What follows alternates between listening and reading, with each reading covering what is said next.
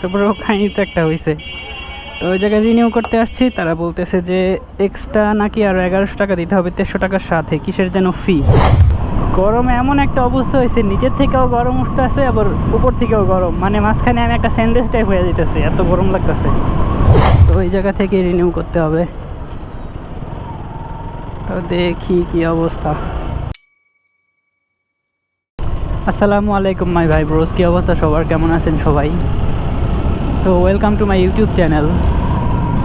তো ব্রো, কাহিনী যেটা হয়েছে, গাড়ির ট্যাক্স টোকেনের মেয়াদটা শেষ হয়ে গেছে, ওইটার রিনিউ করতে হবে। তো এখন আপনাদের মাথায় আসতে পারে যে আমি রাত্রে করে কোথায় যাচ্ছি ট্যাক্স টোকেন রিনিউ করতে। আসলে রাত্রে রিনিউ করব না, আমি রিনিউ করব কালকে, কিন্তু আমার একটু মানে রাতে কাজ আছে, এই জন্য আর কি আর্লি চলে যাচ্ছি।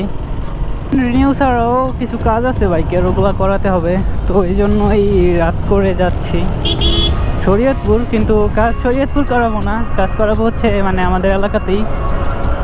ওকে, তো মানে মূলত গাড়ির কার্বোরেটরটা একটু প্রবলেম আছে, তো এই কার্বোরেটরের জন্যই যাচ্ছি শরীয়তপুর। যদি হয় তো ওই জায়গা থেকে কিনে নিয়ে আসবো, এনে আমাদের এলাকায় ইনস্টলেশন করব।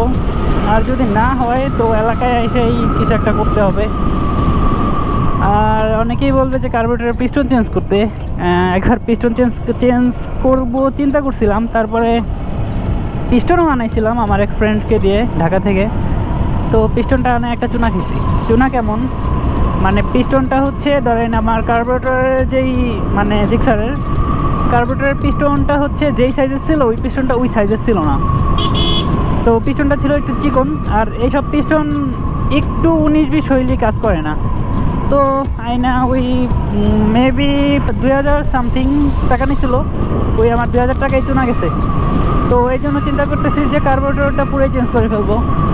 এক ভাইয়ের কাছে কার্বোরেটর দেখছিলাম, সে আমারে মানে ধরেন এমনি জিক্সারের কার্বোরেটর 6000 প্লাস সামথিং। তো ওই ভাই আমারে বলে কি কার্বোরেটরের দাম নাকি 4500। তো ওই কার্বোরেটরই দেখতে যাইতেছি, যদি দেখি কি কার্বোরেটর অরিজিনাল তাইলে নিয়ে আসবো। আর আমার মনে হয় ভাইটা ভুলে বলছে, কারণ তার হয়তো জানা নাই দাম, আগের জানা ছিল বা তার আগে কিনা হইতে পারে। তো যাই দেখি কী অবস্থা, যদি হয় তাহলে ওই কার্বোরেটর নিয়ে আসবো, আর যদি না হয় তাহলে এলাকায় এসে কিছু কোনো একটা ব্যবস্থা করতে হবে। তো এই আর কি। তো রাতে বলে আর কি বলবো, তো আপনাদের সঙ্গে দেখা হচ্ছে একদম দিনে। ওয়েলকাম টু সকালবেলা। তো এখন যাব হচ্ছে ফরিদপুর ইসলামী সোশ্যালে। ওই জায়গা থেকে যদি ট্যাক্স টোকেনটা করতে পারি তো ভালো, আমার মনে হয় না যে পারবো, কারণ আগের বারও গেছিলাম, যাওয়ার পরে বলে কি ভাই এই জায়গা থেকে হবে না, আপনার মাদারীপুর যেতে হবে।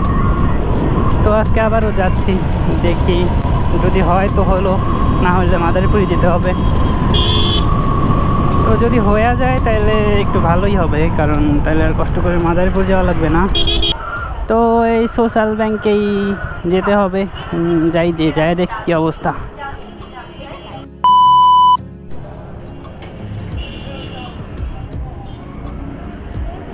তো তারপরে কাহিনী তো একটা হয়েছে। তো ওই জায়গায় রিনিউ করতে আসছি, তারা বলতেছে যে এক্সট্রা নাকি আরও 1100 টাকা দিতে হবে 1300 টাকার সাথে, কিসের যেন ফি। তো আমি যতটুকু জানি, ওয়েট, তো এই ফিটা কি আসলেই নাকি কি বুঝতেছি না, অনেক 2 বছর ধরে তো করি না। তো দেখি এখন যাব মাদারীপুর, যদি দেখি মাদারীপুরের সেম অবস্থা তাইলে অনলাইনে করব, অনলাইনে করলে মেবি এই ফি ঠিক কিছু নাই। তো দেখি আগে মাদারীপুর যাই।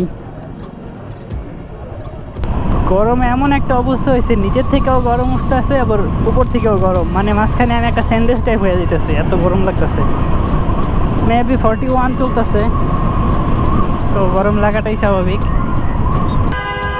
তো এখন একটু রং মাইরা যাইতে হইব।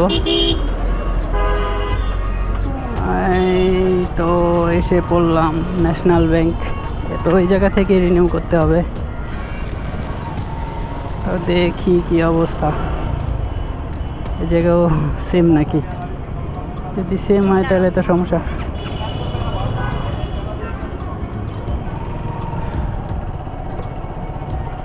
তো ব্রাউজ ট্যাক্স টোকেন করানো শেষ, 3450 টাকাই লাগছে, 1150 টাকা বেশি নিছে এমনি রেগুলার প্রাইজের থেকে। তো ওইটা করলাম, করার পরে একটু ঘুরলাম মাদারীপুর দিয়েই, তারপরে এই তো এখন চলে যাচ্ছি। আর কার্বোরেটরের বিষয়টা হচ্ছে, কার্বোরেটর দেখছিলাম কিন্তু কার্বোরেটর তার কাছে অ্যাভেলেবেল ছিল না, কিন্তু দাম পড়বে 6500 টাকাই। তাই চিন্তা করলাম এলাকাতেই আমি এই দামেই লাগাতে পারবো, তো আর ওই জায়গা থেকে কিনি নেই। তো কার্বোরেটরটা লাগাবো কিন্তু আরও কিছুদিন পরে। তো এই তো that's about for this video. Thanks for watching, see you on the next one, tata.